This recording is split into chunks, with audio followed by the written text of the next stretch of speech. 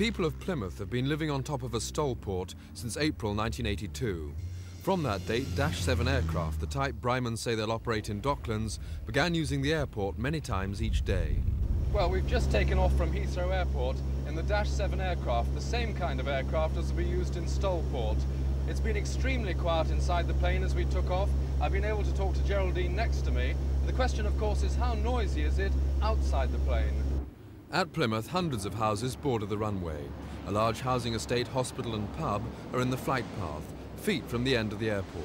Well, the plane comes right over my house. It doesn't worry me. I mean, it's not as bad as, you know, living next to a railway station or something like that. They're quite quiet. In fact, some of the private planes that land, the smaller ones, are noisier than the Bryman. No problem to us, is it? It's quite nice really having them over. Do you mind the noise of the airport? No, not at all.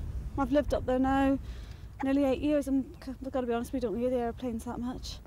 In an afternoon's interviewing on the surrounding housing estates, we could find only one serious objector. And if we haven't got the blinds drawn, we say, oh gosh, look, here it comes, sort of thing. And it does really feel as if they're coming into the house. I mean, obviously not, but it does give you a bit of a scare, you know, when you're watching the television. We met nobody else who felt so strongly against the airport. Why then has there been so much protest about a Stolport in London's Docklands, including legal action from the GLC?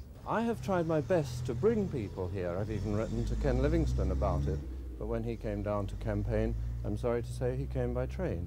What we really wanted to do was to bring the local Newnham people here so that they could understand there isn't so much to be afraid of.